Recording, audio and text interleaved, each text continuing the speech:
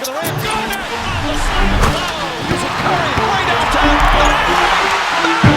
Oh, what a shot from Curry! 1, 2, 3, 4, 5, and 6. Yeah.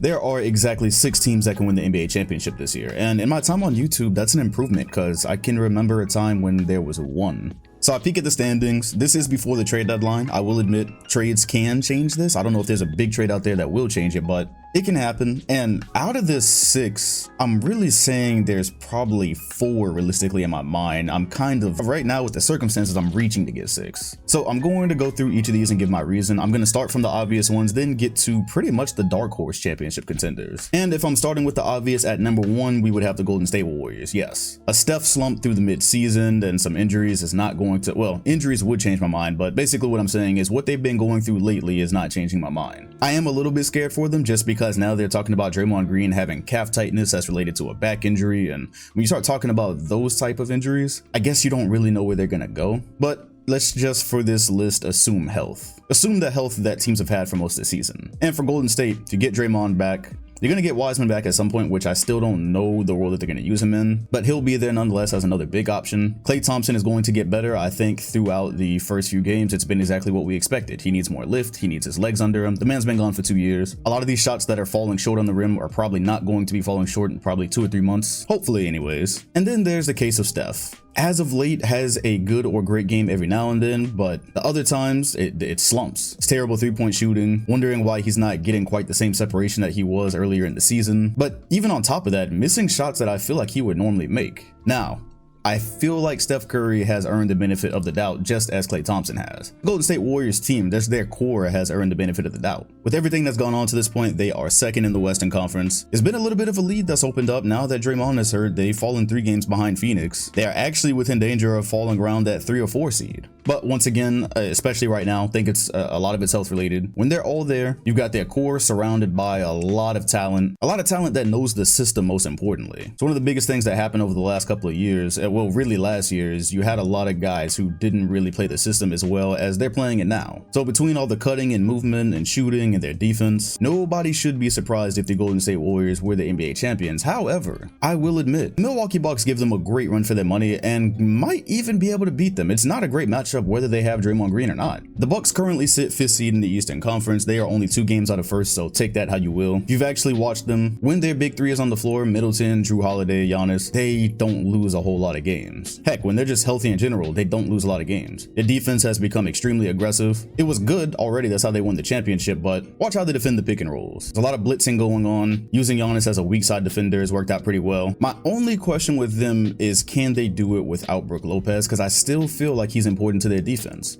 Yes, there was the joke last year about him being in drop all the time and how that really wasn't ideal against a Kevin Durant or even a Trae Young, but that is and was their defensive anchor. It feels weird with how much talent they have saying that Brook Lopez would be the difference between them and a championship, but in some of these series, he could be the difference. I'm looking at their 5 minutes right now, and Bobby Portis has done a great job spreading the floor. He's done a great job filling in, but I like the version of the Milwaukee Bucks that has Bobby Portis and Brook Lopez as options and not just Bobby Portis. Still, with all of that, they've added a lot of versatility. They've got plenty of shooting on this roster this year. Giannis has gotten better. And as far as matchups, they give everybody they will play in the Eastern Conference problems. Of course, that kind of happens by default when you've got Giannis, but specifically looking like in a series against the Brooklyn Nets. Kyrie or not, the Nets don't have a single way to slow down Giannis Antetokounmpo. I guess no team really does, but some teams have better options than others. There are people that don't believe in the Bucks because they feel like their run was a fluke last year. I'm here to tell you that this Bucks team is not last year's Bucks team. In my opinion, I feel like they're scarier. Some people might be shocked if they're able to go through a healthy bracket this year. I would not be. I would not even be shocked if they beat the Warriors in the finals. But last year in the finals, they beat the Suns, and that is the 3rd team I would put here. Just like the Bucks to me are not last year's Bucks, the Suns are not last year's Suns. It's the tiny additions they've made that I think make the difference. I like JaVale McGee and Shamet coming off the bench. Mikal Bridges has taken a little bit of an improvement. And overall, once a team has been there, it always feels like there is just something a bit different about them. Kind of like what I see with Milwaukee. They got there, they won, that weight is lifted. The Suns didn't win, however, they have been there. How they got there is a little bit of an interesting story, but it's not like they went through a busted bracket last year and came into this season and now they're like 5th or 6th in the West. They are first. They've been fighting for first the entire year. Chris Paul still doing his thing as a floor general. He has not fallen off. Don't know at what age that he will, but for now, you can put pretty much any big in a pick and roll duo with him and have it work out. That's how you missed DeAndre Ayton for a little while and then put Jalen Smith there and you're still winning. Another thing that's on their side is the West. They don't even have to worry about, oh, what if the West was healthy last year? This year, it's really not that good in general. Look at all the teams that they would have to play outside of Golden State and maybe at Memphis. I feel confident they could take anyone else in a 7-game series right now to get there. As a matter of fact, the only team that I don't feel fully confident they could take would be the healthy Warriors. So that means there's a team I trust more than them, but that does not mean I would be surprised if they were running it back as the Western Conference champions. That puts us up to 3, and that also names every Western Conference team that I believe could actually make the NBA Finals and win it. This is the part where Laker fans will probably yell at me, but I am just A, not betting on that team ever being healthy, and B, if they are, I'm not betting on them making a full turnaround from where they are right now to a championship team, not without a trade. They make a significant trade, we'll talk. Right now, no.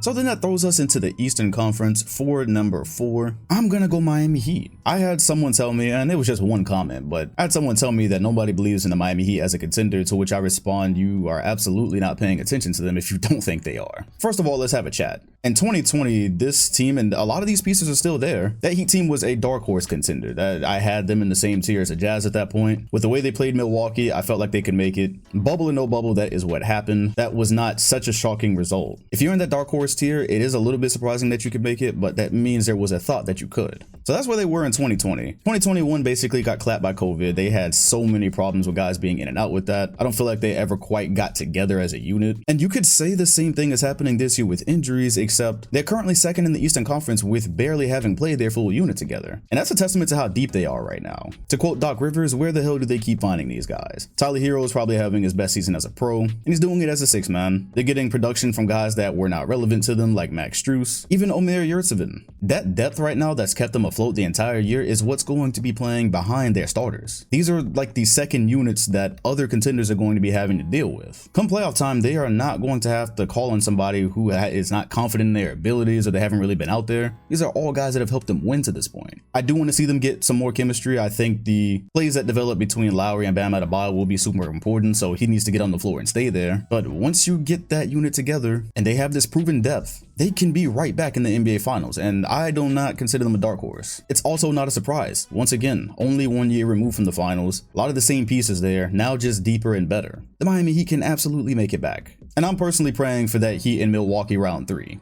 Got one in the bubble, got one during COVID. Let's just get it like full strength, full arenas. I would probably put money on round 3 being better than round 2 was. Okay, now we're moving into a very complicated tier. Number 5, I have the Brooklyn Nets. You're probably wondering what took me so long to put them there. And it's just the fact that fate has nerfed every super team, every modern super team that we've had, and Brooklyn is no different. I said it when they first got together. I wondered if they were actually going to be able to string together championships like we thought. Instead, they have played 16 games together as a big 3. That is a huge problem. We are currently around 3 months away from the playoffs. Kevin Durant just went out and he'll be out for at least a month. Okay, on top of that, Kyrie Irving cannot play home games. We thought there was a way for the team to buy his freedom. That also cannot happen. So with that, you're looking at this team that is also, what, 1 of 8 against the top 8 teams? Recently having beaten the Chicago Bulls, who didn't have Caruso. Derrick Jones Jr. got hurt at the very beginning of that. So yeah, you can also say, hey, the Nets had G League guys in their starting lineup, but I'm kind of leaning towards giving Chicago the benefit of the doubt. The Nets are just now beating their first top team, and they're never together, and they won't be together. Kyrie, during playoff series, will be missing home games. So this whole rotation confusion that's happening right now, where one game he's there, one game he's not,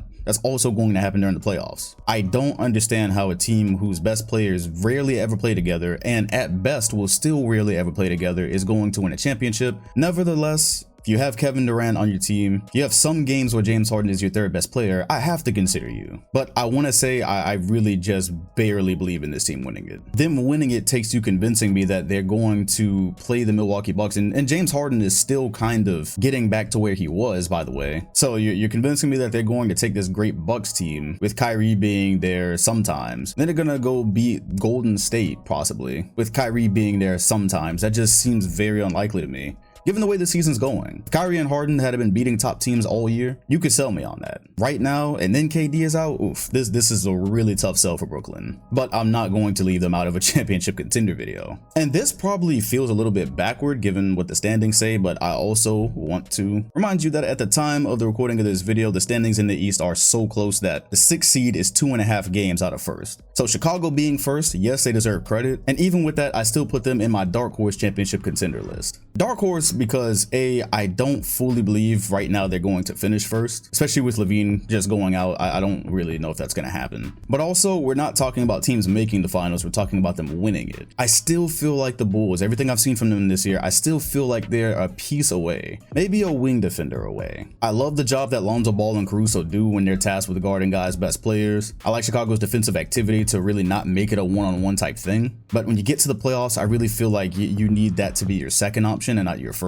And I also still need the DeRozan question answered. As much as I love DeMar DeRozan, I need that question answered. All season long, he has been making some of the toughest shots I've ever seen. And I just need to see that fall in the playoffs at something close to the same clip. Because that's just a question in the back of my mind. As much as I love watching this type of basketball, and as fun as Chicago has been to watch, which everyone said they would be, and I love that, I absolutely have to see DeRozan creating the same separation in the playoffs, hitting the same tough contested shots in the playoffs, as you get to like the conference finals and maybe even the finals. And once you get to the finals, say it was Bulls and Warriors, I would choose Warriors. And I also should clarify, when I say dark horse, I mean like barely dark horse. Because in 2020, Miami was full on dark horse for me. It was like, yeah, there should be another team that makes it before them. And then they went and made it. Chicago, with DeRozan and LaVine being the duo that they have been, and Lonzo fitting into his role nicely, you're not going to see my jaw drop if they end up in the finals. Because having to play the Nets with Kyrie only being there sometimes, I think they could do it. I think the biggest surprise for me would be them beating Milwaukee, and then also beating a West team. That's why I have them sitting as dark horse and not in the same tier as like Milwaukee.